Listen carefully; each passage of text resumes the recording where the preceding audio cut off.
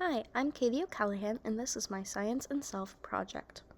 As I go through this course, I realize science is all around us and in the questions I ask every day.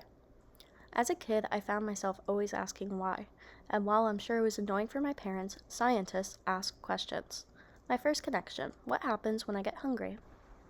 Hunger is our body's natural way of telling us it needs more energy. When their stomach's empty, it releases a hormone called ghrelin, which signals the brain to make us feel hungry. At the same time, our blood level sugars drop, sending another message that we need to fuel. These signals work together to make sure we eat and keep our energy levels balanced throughout the day. My second connection comes with sleep. Why do we need it? Sleep is essential for our bodies to function at their best. Scientifically, it's when our brain processes memories, repairs tissues, and recharges energy levels. Without enough sleep, we can't focus, manage our emotions, or maintain our physical health. A third personal connection is experiencing panic attacks. Instead of thinking that I am going crazy or the only person going through this, I can understand what's going through the body. During a panic attack, the body goes into what's called fight or flight mode, even if there's no real danger. The amygdala in the brain, which controls fear, becomes highly active and signals the body to release stress hormones like adrenaline. This causes the heart rate to increase, speeds up breathing, and causes tension. At the same time, the part of the brain response for clear thinking, the prefrontal cortex, gets overwhelmed, making it harder to calm down or think logically.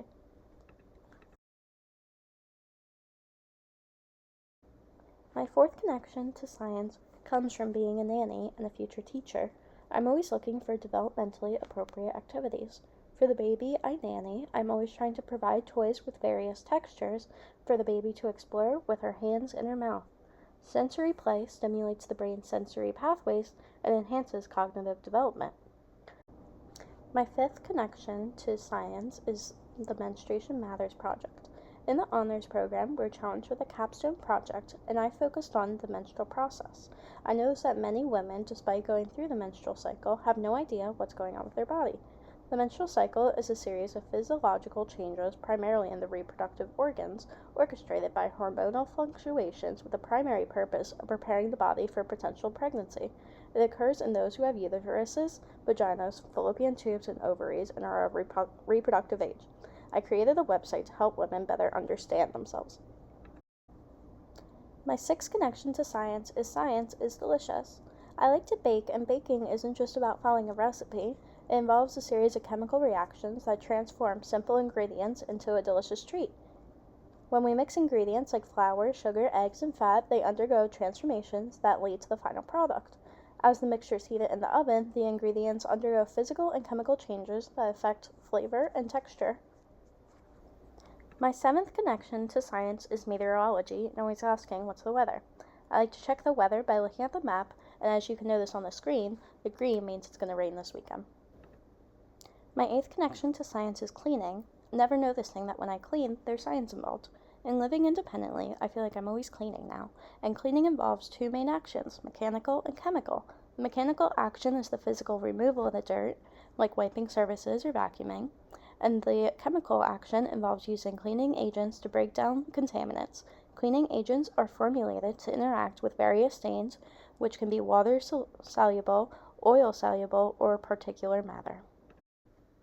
My ninth connection to science is the process of losing weight. As most people endure in some lifetime, they might want to lose some weight.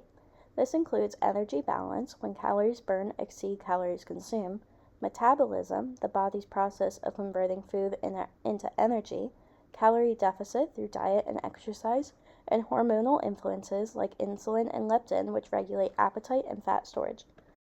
My final connection to science is through genetics and why we are different than some people. I'm a special education major and work closely with people with Down syndrome. Down syndrome is a genetic condition caused by an extra copy of chromosome 21. Chromosomes are thread-like structures found inside the nucleus of a cell, composed of DNA tightly coiled around proteins, which carry the genetic information of an organism. Humans typically have 23 pairs of chromosomes, meaning 46 chromosomes in total, with one set coming from each parent. However, chromosome abnormalities can happen, such as Down syndrome, where they have 47 chromosomes, 3 copies of the chromosome 21. I'm excited to realize science is everywhere, you just have to look for it.